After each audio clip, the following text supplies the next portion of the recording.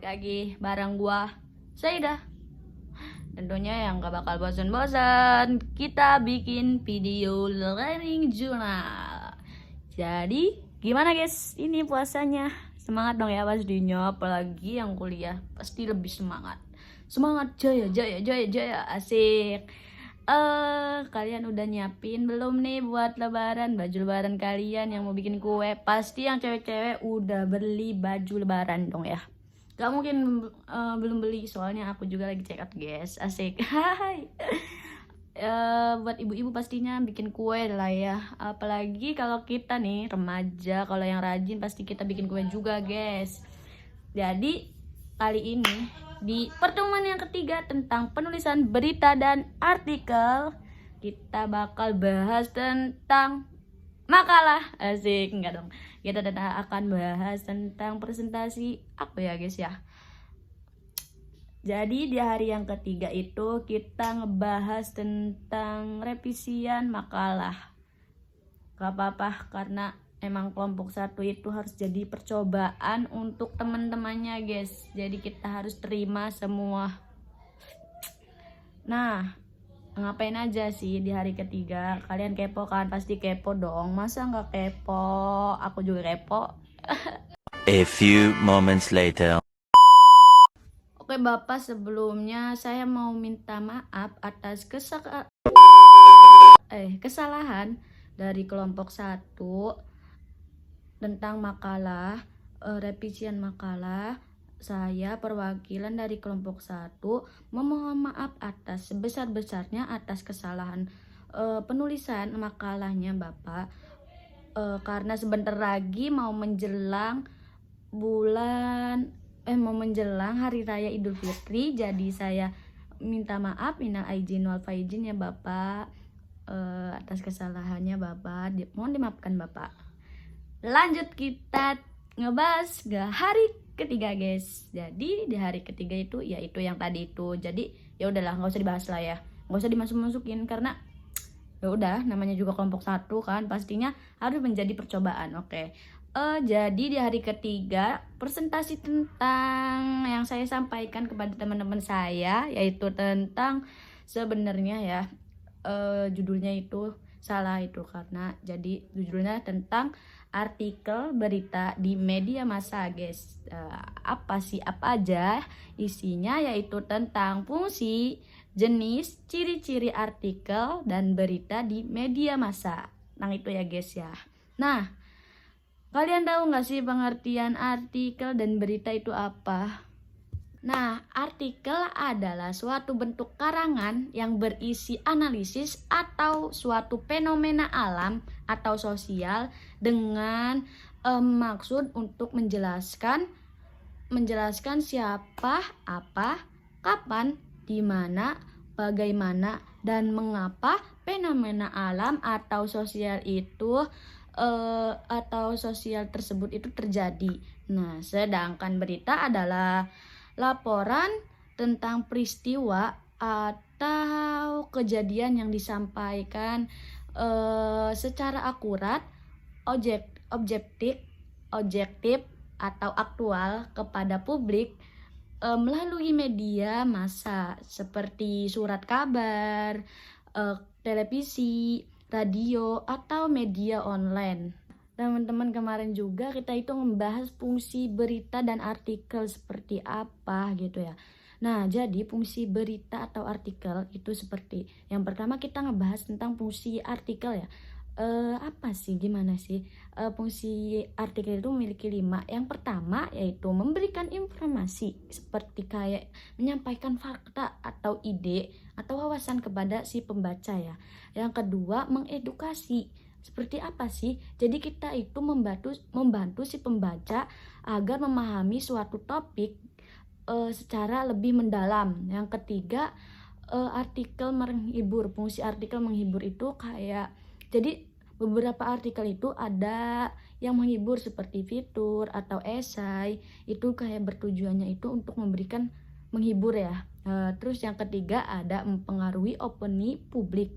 Nah, seperti apa sih? Jadi artikel opini ini atau editorial ini kayak membentuk perspektif masyarakat terhadap atau suatu isu. Yang keempat yaitu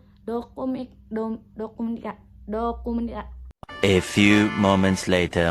dokumentasi dan arsip. Jadi apa sih ini nih? Jadi artikel ini terdapat menjadi referensi bagi penelitian atau kajian di masa depan. Nah, gimana sih fungsi berita itu? Fungsi berita itu juga memiliki 5. Yang pertama yaitu memberikan informasi secara cepat dan akurat. Sepertinya berita ini tuh kayak memberikan penyajian peristiwa terbaru yang terjadi di berbagai bidang seperti politik, ekonomi, sosial, budaya, dan lain-lainnya ya. Yang kedua itu yaitu mengontrol dan mengawasi. Jadi artikelnya ada mengontrol dan mengawasi itu seperti kayak media ini berperan sebagai pengawasan kebijakan pemerintah dan pihak berwenang agar transparan dan akuntabel. Yang keempat yaitu membentuk opini publik. Gimana sih ini caranya? Jadi cara berita disajikan dapat mempengaruhi persepsi masyarakat terhadap suatu peristiwa atau isu.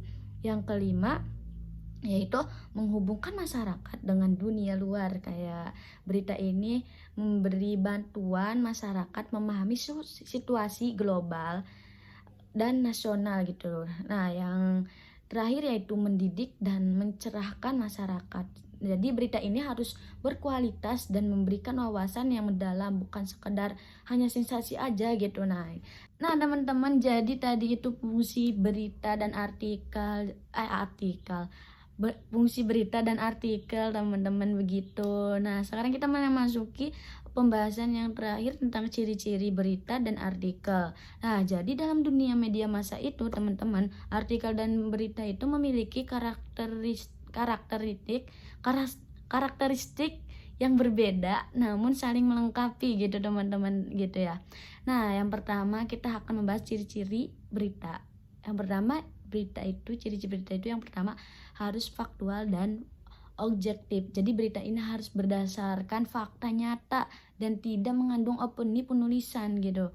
Jadi penyajian informasinya itu harus dilakukan secara objektif tanpa biasa gitu, teman-teman. Nah, yang kedua, ciri berita itu aktual dan terkini. Jadi berita itu harus menyajikan informasi mengenai peristiwa terbaru yang harus yang sedang hangat gitu, yang harus hangat-hangatnya dia bicarakan nih hari ini nih gitu. Tentang apa, pembahasan apa nih, contohnya kayak banjir di Bekasi itu kan masih hangat-hangatnya ya. Jadi akualitas juga nih adalah salah satu ciri khas berita cetak nih gitu deh.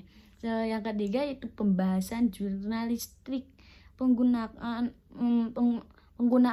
bahasa dalam berita juga harus singkat, padat, dan jelas gitu ya. Jadi kalimatnya itu digunakan sebagai aktif dan menghindari kata-kata yang tidak perlu tidak perlu lah pokoknya ya, tidak ada gitu. Nah, yang keempat yaitu struktur piramida terbalik. Jadi berita ini umumnya disusun dengan struktur piramida terbalik, di mana informasi yang terpenting itu ditempatkan di awal gitu ya, agar si pembaca ini tertarik gitu, udah langsung wow, hot banget ini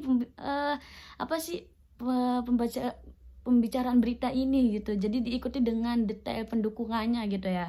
Yang kelima, sumber yang valid. Jadi setiap berita itu harus mencantumkan sumbernya yang dapat dipertanggungjawabkan untuk memastikan informasi keakuratan informasi gitu ya, teman-teman ya. Jadi harus akurat lah gitu informasinya gitu. Nah, sedangkan ciri-ciri artikel yaitu yang pertama ada opini dan analisis.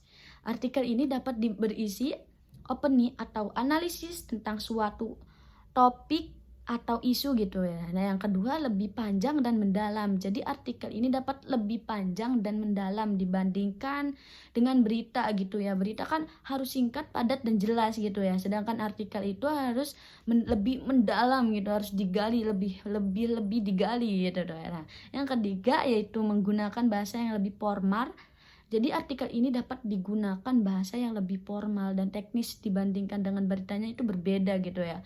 Artikel lebih formal sedangkan berita malah lebih kayak singkat padat jelas gitu ya. Yang keempat, menggunakan data dan statistik. Nah, artikel juga dapat menggunakan data ya dan statistik untuk memperkuat nih argumen dan analisis ini.